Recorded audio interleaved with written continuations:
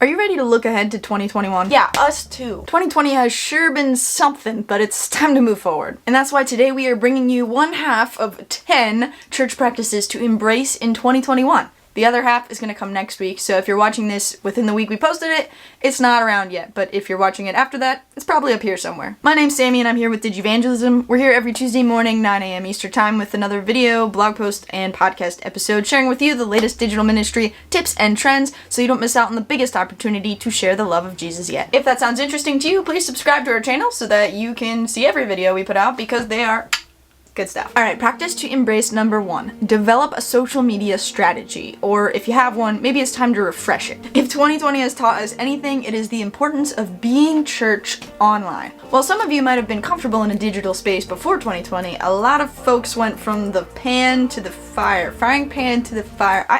I don't really understand this. Do people really say this? Frying pan into the fire. Anyway, even when things go back to normal or there's a vaccine out, we still need to be intentional about our online engagement with our community and beyond. What does that look like as far as a strategy, you might be asking? Glad you asked. Start by getting a team together. This can't be just you. Talk about where you're gonna post. There's a lot of different platforms out there. It's good to nail it down and have those conversations ahead of time.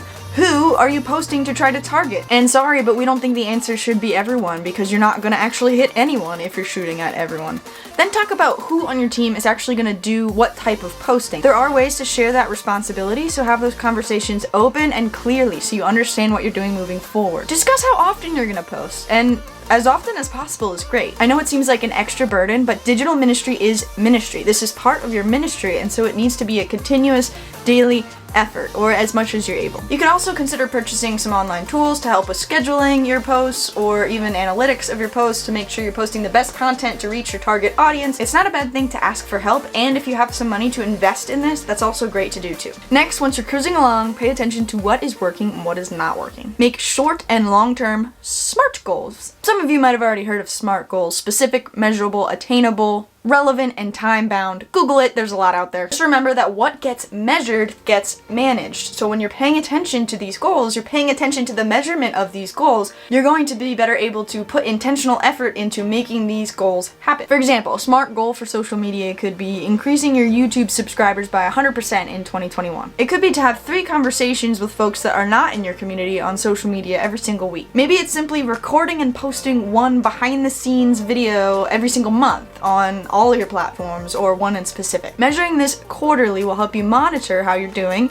see where it's going, and adjust your plan accordingly. Practice number 2, stay on brand, and if you don't have a brand, create a brand. You want to make an intentional effort to coordinate all of your church branding across multiple social media platforms. And I mean everything, like your weekly newsletter, your email blast, social media, website, everything. And if you have a lot of different ministries, a lot of different ministry leaders, you could actually make a brand kit that has all the details.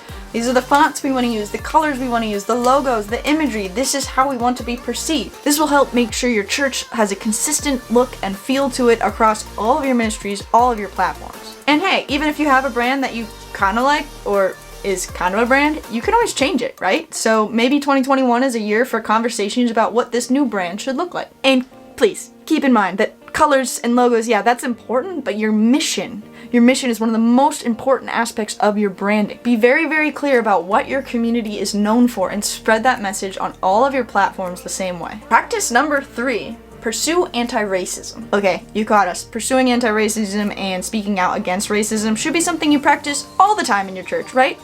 All the time, continuously, not just 2021. Being anti-racist as a church and learning how to do that better is something that we need to do to be more Christ-like. This is us responding to a call of justice and mercy and equality in this world. It is a call of love, and it's something that a lot of white people, including us here at DIGI, have been really bad at in the past. So yes, learn, educate, all that great stuff that needs to happen, inward work in the background, but then have those conversations about what this actually looks like lived out as your church. This is not a partisan issue. It's okay to say it, and you should say it. Racism is bad. We need to do better. And if this is a new area of faith learning for your community, we're gonna put a link in our description that connects to a lot of other links that have really great resources on how to learn more, just like education stuff, action, what you can do with your time and your money and your efforts and all these learnings that you're having. putting them into action, but also how to have some conversations in safe and productive ways about this topic. No matter what, even just you having these conversations, being more educated, and trying to live a life that is more equal for all people, it's gonna change your church, it's gonna change your community for the better, and all in the name of Christ's love for all people, which is just awesome. Practice to lean into number 4, Instagram Reels. Instagram is where the people are, and year after year, that percentage of people that are using Instagram is increasing. You know that old saying, a picture is worth 1,000 words? Well, Instagram is more than pictures at this point. Honestly, videos, short and long form, temporary stories, GIFs, much more. And in 2020, Instagram introduced Reels, which is kind of their response to TikTok, which we all know is a very popular video sharing app. If you want to know more about our thoughts on TikTok and how it could work for your church, check up here. But as far as Reels, know that you can record up to 30 seconds of video footage with music in there and all the awesome creative tools of TikTok. But on Instagram, Reels are awesome, and the reach and engagement being reported by Reels content creators is just exploding. See, there's this combination of doing something very TikTok-like, which is already taking off, like this new form of video and content, but on a platform like Instagram, which people are already on in the millions. Can I say millions? Can I say millions? It is an incredible combination, and we highly recommend you invest some time learning it and even trying to implement your own Reels if your target audience is spending time on Instagram. And one of the awesome parts of Reels is that its content actually stays on your feed or on your profile, whereas like stories on Instagram, those are great too, but they disappear after 24 hours. And if you're low on time to work on this, which to be honest, we know you are, consider batching your content creation, coming up with a couple reels all at one time, and then recording a couple, and then maybe editing them later when you're actually ready to post them. Yes, it does take time, but remember, digital ministry is ministry. This is part of your call. Reach your people where they are online. Last practice for today that we want to share for 2021 is to model radical rest. Well, a lot of folks, but certainly not all folks, have been homebound and quarantining in 2020. That doesn't mean our minds or our spirits have gotten any of the rest that our bodies might have gotten. The CDC is actually saying that mental health challenges have actually increased from this time last year. Fear, worry, uncertainty about our health, our finances, they're all very heavy feelings that are taking a toll on us, including our church leaders. Not only do church leaders have to deal with their own thoughts and feelings and all that, but they also have to deal with all of their members' thoughts and feelings and all that. And so now is such an important time for our church leaders to model and live out and live into radical rest. And this includes everyone, yeah, pastors, but also like church staff and volunteers, digital ministers, tech folks, really anyone that's helping people stay connected online in this 2020 pandemic world. It's been a lot, and it's good to give yourself some time to just recoup, recover, reset, restart. And there are a lot of techniques out there to do this. You need to figure out what's best for you. Is it meditation, or eating well, or getting more exercise, or sleep? There are so many ways that you can focus on your whole person and taking care of your whole self,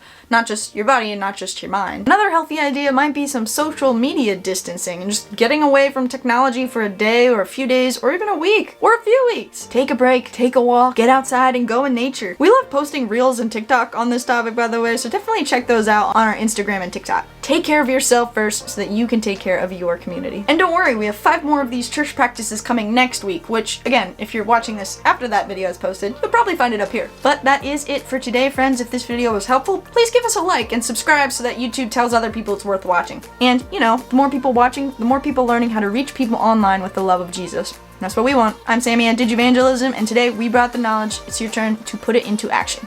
Peace.